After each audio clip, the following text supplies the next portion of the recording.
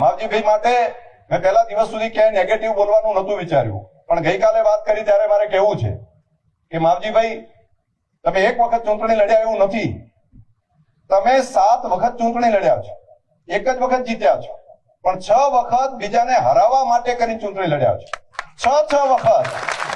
અને તે દિવસે આપણો સમાજનું હિત ક્યાં છે નથી જોયું.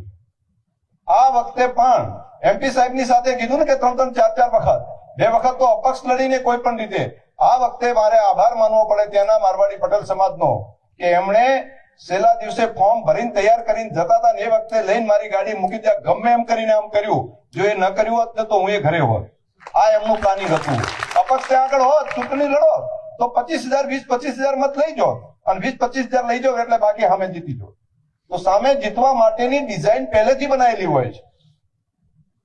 અને મારે કહેવું નથી કે દર વખતે કઈ રીતે તમે શું એમાં મારે, હું પોતે એનો સાક્ષી છું. કોઈ પૈસા આપી જાય, કોઈ પૈસા આપે તો એના માટે કરીને આખા સમાજને વેચી મારવાનો, સમાજના મત વેચી મારવાના. ત્યાં આગળ જે કોઈ ફાઇનાન્સ કરીને આપે એટલા માટે કરીને સીધા આખા સમાજના મત ડાયવર્ટ કરી નાખવાના. અને સમાજ, અને તોય પાછા જઈને કે આ સમાજ ભેગા તમે નથી રહેતા. તો સમાજ કયો? સમાજનું હિત કયું? સમાજનું હિત કયું?